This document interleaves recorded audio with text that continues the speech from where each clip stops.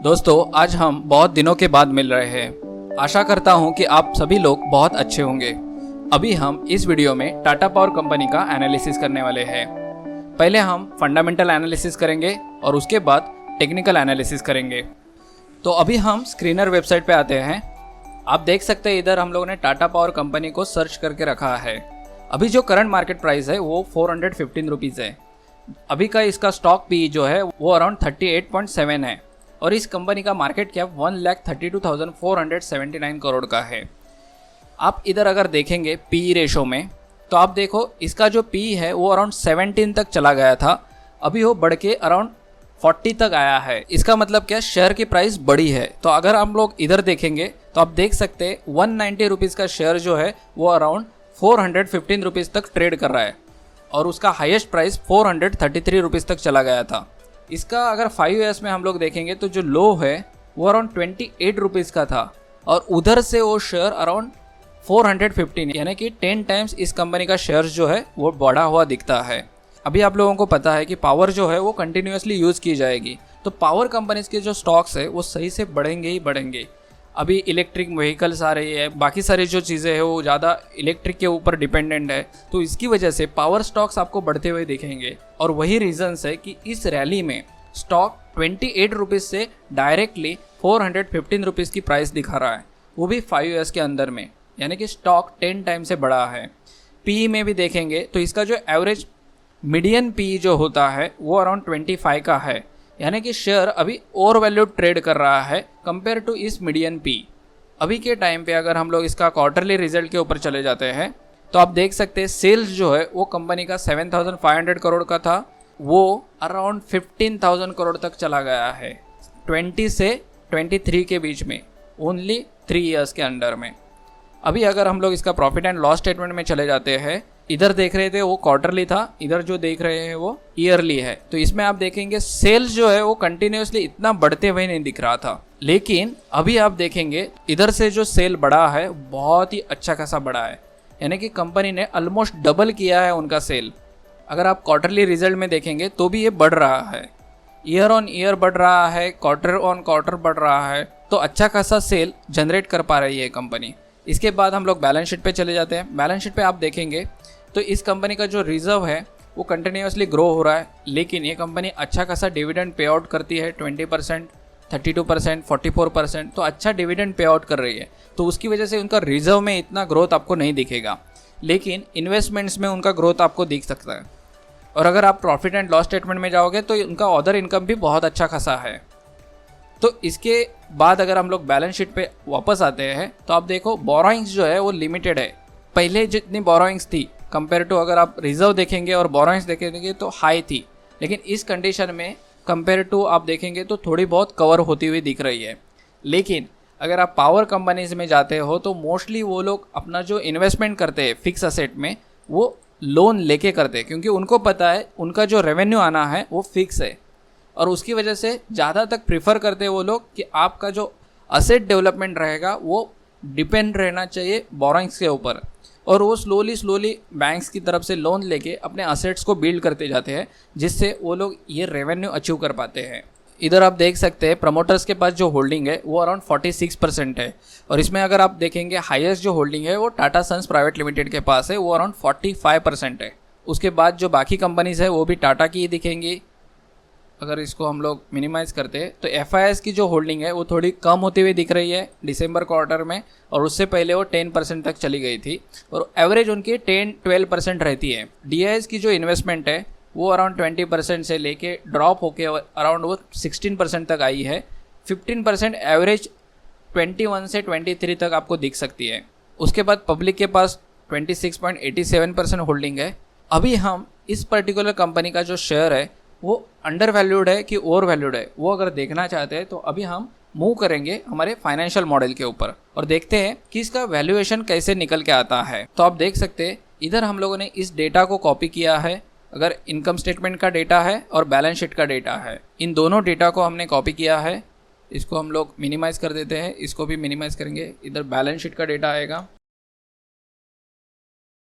इसको मिनिमाइज करेंगे। अभी स्टॉक का डेटा, अभी करंट मार्केट प्राइस क्या चल रही है, नंबर ऑफ शेयर्स कितने हैं कंपनी के पास, इक्विटी रिस्क प्रीमियम कितना है, रिस्क फ्री रेट क्या है, लीवर्ड बीटा कितना है, इक्विटी शेयर डिविडेंड कितना है, कितना परसेंटेज में है, ये सारा जो डेटा है वो हमने कॉपी किया है। इस डेटा को कैसे यूज़ किया जाता है, किस तरह से वैल्यूएशन मॉडल बनाया जाता है, ये हमने ऑलरेडी सीखा है। तो आप प्रीवियस वीडियोज़ को देख सकते हैं। हमारा फाइनेंशियल मॉडल का जो पूरा टॉपिक है उसको आप स्टडी कर सकते हैं, आप एज ए एजुकेशन पर्पज़ से ले सकते हैं और उसमें से आप इस तरह से फाइनेंशियल मॉडल बनाना सीख सकते हैं और समझ सकते हैं कि कैसे किसी कंपनी के शेयर की वैल्यू निकाली जा सकती है। उसके बाद हम लोग इनकम स्टेटमेंट का डेटा अगर हम लोग देखते हैं, इसमें देखेंगे अजम्पशंस कि हम लोग फ्यूचर में क्या एक्सपेक्ट कर रहे हैं इस कंपनी के थ्रू। तो अगर हम देखेंगे टोटल ऑपरेटिंग रेवेन्यूज जो है वो अराउंड 30,000 करोड़ के डबल हुए हैं, अराउंड 55,000 करोड़। अभी हम एक्सपेक्ट कर रहे हैं ये जो 23% से ग्रो हो रहा है वो एटलीस्ट 18% एवरेज ग्रो हो जाए। यानी कि क्या कि इस साल अगर 20% रहेंगे, नेक्स्ट ईयर 15% रहेंगे, लेकिन ऐसा इसका जो एवरेज रहेगा वो अराउंड 18% का रहेगा।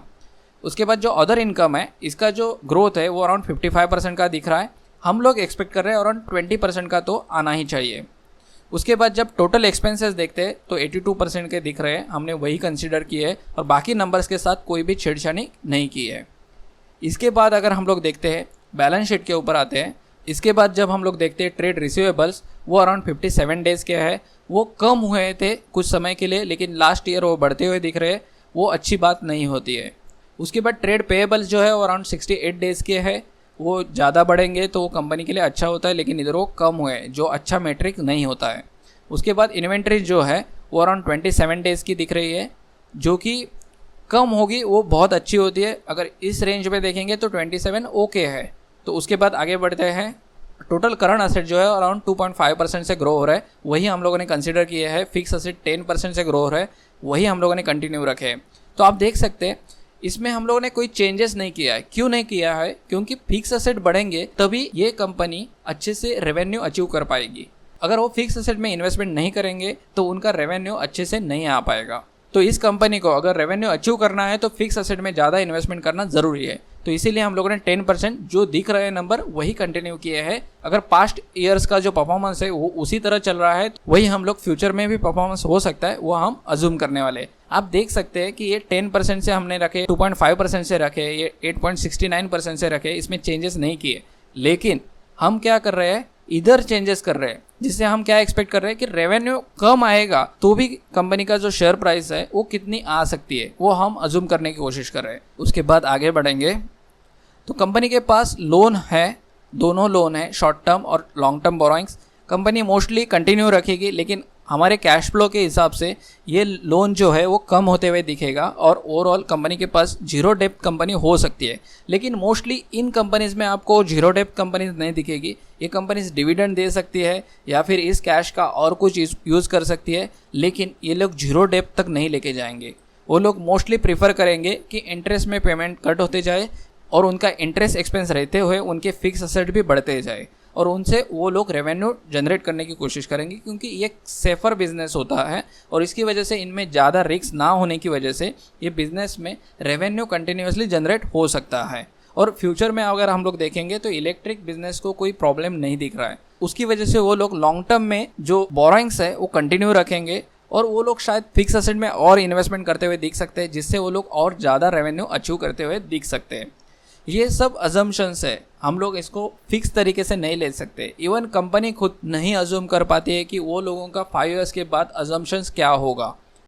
उसके आप देखेंगे लायबिलिटीज़ या फिर जो नॉन करंट लायबिलिटीज़ है, इसमें थोड़े बहुत चेंजेस किए हैं हमने और वो चेंजेस उसी हिसाब से किए हैं कि समझो कि अगर लायबिलिटीज़ इसी रेंज में नहीं रहती है और थोड़ी कम भी होती है तो भी हमारे वैल्यूएशन में कोई प्रॉब्लम नहीं आना चाहिए। इसके बाद हम लोग अभी इनकम स्टेटमेंट के ऊपर चले जाते हैं, इसको मिनिमाइज करेंगे। अभी हम लोग हमारा जो इनकम स्टेटमेंट बन के आया है वो देखते हैं। आप देखो रेवेन्यू जो है 30,000 करोड़ से 55,000 करोड़ तक पहुंचा है, यानी कि ग्रोथ अच्छी है। अभी इनका जो ट्रैक है वो सही दिख रहा है, उसके चलते 55,000 करोड़ का रेवेन्यू अराउंड 1,26,000 करोड़ तक जा सकता है और उसके हिसाब से ओवरऑल जो उनका इनकम है वो अराउंड 3,300 करोड़ इस साल आ रहा है, इधर वो 5,500 करोड़ आते हुए दिख सकता है। अगर हम लोग इस टाटा मोटर्स के प्रॉफिट एंड लॉस स्टेटमेंट में आएंगे तो अगर आप देखेंगे टीटीएम में यानी लास्ट 12 मंथ्स में जो उनका रेवेन्यू आया है उसके अगेंस्ट में उनका जो नेट प्रॉफिट है वो अराउंड 4000 करोड़ का है। इसी रेंज में वापस उनका अगर रेवेन्यू आता है तो वो लोग और अच्छा प्रॉफिट दिखा सकते हैं। तो इसीलिए ये प्रॉफिट आपको इधर 4000 करोड़ का दिखेगा और हमारी शीट में जब हम लोग मॉडल बना रहे हैं उसमें 5000 करोड़ का दिखेगा। तो आप देखेंगे तो अराउंड इनका जो ओवरऑल रेवेन्यू है उसमें आपको ग्रोथ दिखनी चाहिए। अगर ये ग्रोथ कम होती है या इससे कम नंबर्स आते हैं तो आपको शेयर प्राइस में गिरावट दिखेगी, और अगर ये गिरावट आपको दिखती है तो आपको एक अच्छी एंट्री मिल सकती है इस पर्टिकुलर स्टॉक में। तो आगे बढ़ेंगे और इसमें देखेंगे बैलेंस शीट। हमने इधर डिविडेंड कंसिडर नहीं किया है, कंपनी कुछ भी डिविडेंड दे सकती है। एवरेज और 500 करोड़ का डिविडेंड देती है, यानी कि इस 3000 करोड़ में से 500 करोड़ वो अपने शेयर होल्डर्स के बीच में बांटती है। इसके बाद भी आपको उसी रेंज में वो नंबर्स दिख सकते हैं। उसके बाद अगर हम लोग बैलेंस शीट पे जाते हैं तो अराउंड 84,000 करोड़ की बैलेंस शीट 1,28,000 करोड़ की हुई थी, और ये balance sheet around 2 lakh crore की होते हुए दिख रही है। इससे ज़्यादा भी हो सकती है अगर उन्होंने सही से ऑपरेशन रखे तो। इसके बाद अगर फ्री कैश फ्लो देखेंगे तो अच्छा जनरेट हो रहा है। अभी हम लोग वैल्यूएशन देखते हैं। वैल्यूएशन में देखेंगे तो अराउंड इंट्रिंसिक प्राइस जो है वो अराउंड 1205 रुपीज़ की दिखा रही है। करंट प्राइस जो है वो अराउंड 415 रुपीज़ की दिख रही है, यानी कि ये शेयर अभी भी अंडर वैल्यूड दिख रहा है। इधर से भी 3 टाइम अपॉर्चुनिटी DCF वैल्यूएशन की तरफ से दिख रहा है। अगर हम लोग रेशो एनालिसिस में जाएंगे और आगे बढ़ के देखेंगे तो समझो अगर डिप टू इक्विटी जो रेशो है वो अराउंड 1.7 है। ये मोस्टली 1 होना चाहिए, ये थोड़ा हायर साइड पे है, लेकिन फ्यूचर के अजम्पशंस में वो कम होता दिख रहा है, क्योंकि इसमें हम लोग सोच रहे हैं कि कंपनी बोरोइंग्स जो है वो कंट्रोल में रख सकती है और जो कैश जनरेट हो रही है उसके थ्रू वो लोग अपना लोन रीपे कर सकते हैं, और रीपे करने के बाद इस तरह का अजम्पशंस आपको दिख सकता है। इसके बाद बाकी के अगर रेशोज़ देखेंगे उसमें इंटरेस्ट कवरेज रेशो आप देखो तो बहुत ही अच्छा है, और ये रेशो इधर थोड़ा बहुत और अच्छा होते हुए दिखेगा, और ये हमेशा अराउंड 4 के ऊपर होना चाहिए।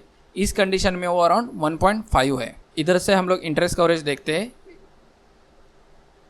आप देख सकते हैं इधर जो कंपनी एक्सपेंस कर रही है इंटरेस्ट में, उसके सामने जो उनका EBIT आ रहा है वो जो रेंज है वो अराउंड 4 के अबव होनी चाहिए, यानी कि ये प्रॉफिट जो है वो ज़्यादा होना चाहिए, जो आप इधर देख सकते हैं। तो इधर अगर उनका 4 के अबव चला जाता है तो ये कंपनी जो है वो बहुत ही सेफर साइड पे चली जाएगी, यानी कि कंपनी को इशू नहीं दिखेगा लोन रीपे करने में। लेकिन आप सबको पता है कि ये टाटा ग्रुप की कंपनी है, इनफ इन्वेस्टमेंट्स है, तो उसकी वजह से इस कंपनीज में इन्वेस्टमेंट करना थोड़ा सेफर हो जाता है। लेकिन अगर आप देखेंगे अगर यही पर्टिकुलर कंपनी किसी एक ग्रुप की ना होती तो इस पर्टिकुलर कंपनी में इन्वेस्टमेंट करना रिस्की दिख सकता था, क्योंकि ये पर्टिकुलर ग्रुप में नहीं आ रही है, अलोन प्ले कर रही है। तो उस कंडीशन में ये जो इंटरेस्ट कवरेज रेशो है वो सही नहीं होगा, ये बहुत ही ख़राब रेशो माना जाता है। ये रेशो जो है वो अराउंड 4 के पास होना चाहिए। इसके बाद ये सारे जो रेशोज़ है बहुत अच्छे दिख रहे हैं। ओवरऑल फाइनेंशियल्स में आप देखेंगे तो फ्री कैश फ्लो अच्छा जनरेट हो रहा है। उसके बाद जो ग्रोथ रेशोज़ है वो भी अच्छे खासे दिख रहे हैं। उसके बाद प्रॉफिटेबिलिटी रेशो जो है ROC जो अराउंड 15-20 के अबव होना चाहिए, ये इनका इधर पुअर परफॉर्मेंस कर रहा था, जो कि अजम्पशंस में अच्छा होते दिख रहा है। उसके बाद अगर हम लोग इसकी ओवरऑल शेयर प्राइस देखेंगे तो 73 रुपीज़ हायर साइड पे गई थी 2019 में, और उसके बाद 190 तक 2023 में थी, और उसके बाद अभी लास्ट 1 ईयर में 415 तक चली गई, ऑलमोस्ट डबल हुई है। तो ओवरऑल इस कंपनी का जो आगे का ग्रोथ है वो अगर हम देखते हैं वैल्यूएशन के हिसाब से, तो आप देखो इस कंपनी को जो PE है वो हाईएस्ट 61 तक दिया हुआ है, और PB रेशो जो है वो अराउंड 3 तक दिया हुआ है। उसके बाद PEG रेशो जो है वो बिलो 1 दिख रहा है, इधर ही वो अराउंड 1 के ऊपर चला गया था। अगर हम लोग इसी रेंज में रखते हैं PE रेशो PEG रेशो, तो आप देखो 1 1 1 1 कंसिडर करते हैं तो 25% की ग्रोथ दिखती है, 35% की ग्रोथ दिखती है, 15% की ग्रोथ दिखती है, और उसके बाद इस ईयर में ये शेयर गिरते हुए दिखता है। इसके कंपैरिजन में इधर ये स्टॉक पुअर परफॉर्मेंस करते हुए दिखता है, यानी कि वैल्यूएशन रेशोज़ में जब देखते हैं तो ये कंपनी फ्यूचर में पुअर परफॉर्मेंस कर सकती है ऐसा दिखता है, लेकिन जब वैल्यूएशन करते हैं DCF के थ्रू तब ये कंपनी अच्छे परफॉर्म कर सकती है वो दिखता है। तो तो ये दोनों के डिफरेंस में अगर हम लोग देखेंगे कि जो हायर साइड पे जो पी मिला है कंपनी को, अगर यही पी कंटिन्यूसली मिलता है कंपनी को तो क्या हो सकता है। तो अगर इन नंबर्स को हम लोग डिलीट करते हैं और अगर देखने की कोशिश करेंगे तो इधर 100% की आपको ग्रोथ दिखेगी, 100 से भी ज़्यादा दिख सकती है, 125% की ग्रोथ दिखेगी, इससे भी ज़्यादा दिख रही है 135%, यानी कि 61 तक के रेंज के लिए आने के लिए इस शेयर को 975 रुपीज़ तक बढ़ना होगा। अगर उसके बाद भी देखेंगे तो ये आगे भी ग्रोथ दिख रही है 35% की, यानी कि शेयर 2025 तक 1300 रुपीज़ तक जा सकता है, ऐसा दिख रहा है। और उसके बाद जब फ्यूचर में भी आप देखेंगे तो भी ग्रोथ ही कंटिन्यूस दिख रही है, यानी कि जब स्टॉक और बढ़ेगा फ्यूचर में, ऐसा दिख रहा है अराउंड 2500 रुपीज़ तक शेयर प्राइस जा सकती है, ऐसा इधर से पता चल रहा है। ये ऐसा क्यों पता चल रहा है, क्योंकि आप देखो इधर चार्ट में चले जाएंगे और एक ही साल का लेते हैं, शेयर प्राइस बढ़ती है, लेकिन अगर 5 ईयर्स में देखेंगे तो शेयर प्राइस गिरती हुई भी दिखती है। तो शेयर प्राइस ऊपर नीचे होती है, वैसे ही ये जो पी होता है ये भी ऊपर नीचे होता है। तो इसका जो मीडियन पी है वो अराउंड 17 का है, यानी कि ये बेस्ट प्राइस होती है शेयर खरीदने की, यानी कि शेयर प्राइस अगर इस पी पे आ रहा है तो हम लोग इसको खरीद सकते हैं, जिससे हम डबल प्राइस अचीव कर सकते हैं। यानी कि इधर आप देखेंगे तो ये 190 से लेके 400 रुपीज़ तक जाते हुए दिखता है। तो पी की हेल्प लेनी ज़रूरी होती है, लेकिन ये अगर आपके पास होल्ड है, आपने अगर खरीद के रखा है, तो ये कितना तक जा सकता है वो हमें कैसा पता चलता है, जब हम इस डेटा को देखते हैं। और इस डेटा से क्या समझ में आता है कि 60 पी दे सकती है और इसको तभी भी इस कंपनी को ओवर वैल्यूड नहीं माना जाएगा। यानी कि अगर 62 तक इस रेंज में चली जाती है, समझो अगर इस साल में शेयर गिरता है तो अगर शेयर गिरने के बाद ऊपर जब बढ़ना स्टार्ट होगा तो कितना तक जा सकता है, यानी कि इस पी तक जा सकता है कि नहीं, वो हम इधर समझने की कोशिश करते हैं करंट मार्केट प्राइस के हिसाब से। अगर ये शेयर अभी इस रेंज से भी बढ़ेगा तो किस रेंज तक जा सकता है वो भी समझने की कोशिश करते हैं इस पी रेशो की तरफ से। लेकिन ये ओवर वैल्यूड है, इस वक्त इन्वेस्टमेंट नहीं हो सकती है। लेकिन अगर ये पर्टिकुलर स्टॉक किसी के पास होल्ड है, यानी कि उन्होंने खरीद के रखा है, तो वो लोग इस प्राइस तक भी होल्ड करके रख सकते हैं और मैक्सिमम ये प्राइस दिखती है। तो हमें एक रेंज समझ में आती है कि स्टॉक पर्टिकुलरली इस पर्टिकुलर रेंज तक कितना तक जा सकता है। और जब वो गिरेगा तो उनकी रेंज क्या है, 18 की रेंज है। अगर इसको हम लोग डिलीट करेंगे और इसको अगर देखेंगे तो ये शेयर 18 तक आएगा तो अंडर वैल्यूड होगा। तो उस टाइम पे हम लोग क्या देखेंगे, अगर ये प्राइस 15% से गिरती है या फिर -30% से गिरती है तो ये 18 तक आएगी, यानी कि 300 रुपीज़ सेफर साइड पे शेयर दिखता है कि इधर हम लोग खरीदेंगे तो इस शेयर में बाकी जब फ्यूचर में शेयर बढ़ेगा तो ग्रोथ दिखेगी। तो गिरेगा तो आपको 300 रुपीज़ तक वेट करने की ज़रूरत होगी, यानी कि 300 के आसपास आएगा शेयर तो हम उसको परचेज कर सकते हैं। लेकिन जब बढ़ेगा और बढ़ते जाएगा तब हम लोग 900 रुपीज़ तक भी वेट कर सकते हैं। यह हम लोगों को इधर से इस वैल्यूएशन के थ्रू समझ में आता है। तो बहुत लोगों के क्वेश्चन थे कि आपने इसको पीजी को क्यों ओवर वैल्यूड किया, इसको ओवर वैल्यूड क्यों किया। लेकिन हम क्या सोच रहे हैं, रेंज कि अगर एक लोअर रेंज है और हायर रेंज क्या है उसको समझने की कोशिश कर रहे हैं। इसके लिए इन नंबर्स को प्ले करना और इसको समझ के आपके पास उसका रिकॉर्ड होना चाहिए कि आप उसको रिकॉर्ड में लिखो कि इस तरह से नंबर्स आगे पीछे हो सकते हैं। और तब आपको पता चलेगा आपने इसको होल्ड किया है इस रेंज में, इधर तक जाएगा तो आपको पता है कि ये सेफर रेंज है अभी भी, क्योंकि इसकी हायर रेंज है वो अराउंड 60 पी की है। तो अगर शेयर बढ़ रहा है तो इसको ओवर वैल्यूड नहीं कंसिडर करेंगे, लेकिन इधर जब जाएगा तो उसको हम लोग ओवर वैल्यूड कंसिडर करेंगे और उस वक्त हम लोग हमारी पोजीशंस को एग्जिट करके न्यू एंट्री के लिए वेट करेंगे। यानी कि जब शेयर प्राइस वापस नीचे आएगी वापस हम लोग एंट्री कर सकते हैं। इसके बाद हम लोग शेयर होल्डिंग में जाते हैं। इसके प्रोमोटर्स देखेंगे तो हम लोगों ने ऑलरेडी देखे 45 जो % है वो टाटा सन्स के पास है, बाकी FIIs और DIIs के पास है। शेयर प्राइस एनालिसिस में अगर जाएंगे तो आप देख सकते, अगर हम लोगों ने 10,000 इन्वेस्ट किए होते लास्ट 10 ईयर्स में तो हमारे पास 1,10,000 की इन्वेस्टमेंट हो जाती थी और इस कंपनी में से हमें 5,37,000 का रिटर्न मिलता और उसके साथ साथ 11,000 का डिविडेंड पे आउट भी मिलता। यानी कि ये कंपनी बहुत ही अच्छा खासा डिविडेंड दे रही है अपने शेयर होल्डर्स को। अगर उसके सामने अगर हम लोग रिटर्न्स देखते हैं, रिटर्न ऑन इन्वेस्टमेंट वो अराउंड 388% का दिख रहा है। अगर आप बीच में देखेंगे ये कंपनी का जो शेयर है वो 70, 73, 32 रेंज इस रेंज में आ चुका था। तो इसकी वजह से इसकी शेयर्स की क्वांटिटी है वो ज़्यादा परचेज कर पाया था कोई एक इन्वेस्टर, अगर इसमें लास्ट 10 ईयर्स में इन्वेस्टमेंट कंटिन्यूसली करता तो मंथ ऑन मंथ। ये कंपनी आज के तारीख में भी ऊपर तक जा सकती है, यानी कि अच्छे से परफॉर्म कर सकती है वो दिखती है, लेकिन जो उसकी लोअर रेंज थी वो हमने 291 कैलकुलेट की थी। अभी हम लोग इसका टेक्निकल एनालिसिस देखते हैं। ये फंडामेंटल एनालिसिस में से एक क्वांटिटेटिव एनालिसिस था, उसमें क्वालिटेटिव एनालिसिस इंक्लूड नहीं है क्योंकि वो हमने अभी तक सीखा नहीं है, तो इसके लिए हमने क्वालिटेटिव एनालिसिस को इसमें इंक्लूड नहीं किया है। इसके बाद टाटा पावर कंपनी के शेयर्स के ऊपर आते हैं। ये डेली चार्ट्स के ऊपर हम लोग देख रहे हैं इस पर्टिकुलर कंपनी को।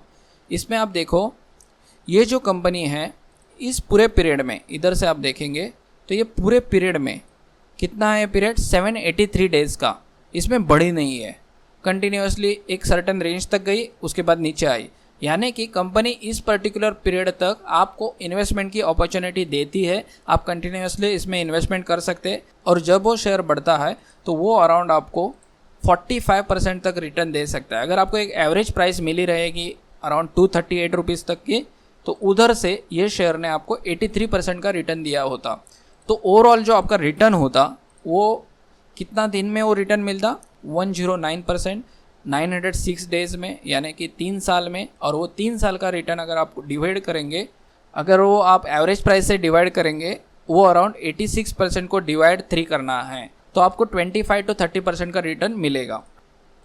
आप देखो इस पूरे पीरियड में भी स्टॉक नहीं बढ़ा है उतना, वो कंटिन्यूसली गिरते हुए दिख रहा है। इस पूरे पीरियड में वो थोड़ा थोड़ा करके बढ़ा और इसके बाद इधर एक अच्छी रैली मिली और उसके बाद इधर पूरा पीरियड में ये वापस स्टॉक कंसोलिडेट होते हुए दिख रहा है और उसके बाद एक अच्छी रैली वापस देखने को मिली है। तो स्टॉक बढ़ने के टाइम पे एक पर्टिकुलर टाइम पे सडनली ग्रोथ दिखा सकता है, लेकिन आपकी इन्वेस्टमेंट इस पूरे पीरियड में होनी ज़रूरी होती है। अगर कोई एक अच्छा इन्वेस्टर है वो क्या देखेगा कि मुझे लोएस्ट प्राइस क्या मिल सकती है, तो अगर इस रेंज में देखेंगे तो अराउंड 300 रुपीज़ की दिख रही है, जो कि हमारे पी रेंज के हिसाब से भी वही प्राइस थी जो हम इधर देख रहे थे। अगर इस रेंज में इस पर्टिकुलर स्टॉक का पी आता है तो हमें इन्वेस्टमेंट करने की एक अपॉर्चुनिटी देता है, लेकिन इस पर्टिकुलर प्राइस पे ये हायर साइड पे चल रहा है। अगर ये प्राइस इधर से बढ़ के डबल होती है तो भी वापस आने के टाइम पे वो 18 पी तक आ सकती है। यह हमें किधर से समझ में आता है, हमारे प्रीवियस मॉडल के हिसाब से कि इस पर्टिकुलर कंपनी का जो पी है वो लोअर साइड पे हमें मिल सकता है, तब हमें अपॉर्चुनिटी मिलेगी इस पर्टिकुलर कंपनी में इन्वेस्टमेंट करने की। तब तक अपॉर्चुनिटी नहीं मिलती है जब तक हम लोग इस पर्टिकुलर प्राइस तक वेट नहीं करते हैं। इसके बाद आप स्लोली इसमें इन्वेस्टमेंट कर सकते हैं और बाद में आपको अच्छे से ग्रोथ मिल सकती है आपके ओवरऑल स्टॉक प्राइस में। जब हम इन्वेस्टमेंट करते हैं लॉन्ग टर्म में तो हमें एक एनालिसिस करना होता है पहले, उसके बाद हमें एक फाइनेंशियल मॉडल बनाना होता है, फिर हमें एक क्वालिटेटिव एनालिसिस भी करना होता है क्वांटिटेटिव एनालिसिस के साथ साथ, तभी हम कंफर्म हो जाते हैं अगर हम इस पर्टिकुलर स्टॉक में इन्वेस्टमेंट करेंगे तो हमें रिटर्न मिलेगा करके। तो इस वीडियो में इतना ही था। अभी हम वो जो फंडामेंटल एनालिसिस की जो सीरीज़ हमने रुकवाई थी उसको कंटिन्यू करेंगे। अभी इस मॉडल में स्टॉक एनालिसिस जो है वो स्लोली करते जाएंगे, बीच बीच में हम लोग कुछ वीडियोस अपलोड करेंगे, लेकिन इसके बाद हम लोग मैक्सिमम फोकस करेंगे जो फंडामेंटल एनालिसिस की जो सीरीज़ हमने रुकवाई थी उसको कंटिन्यू करें। तो चलो नेक्स्ट लेसन में मिलते हैं।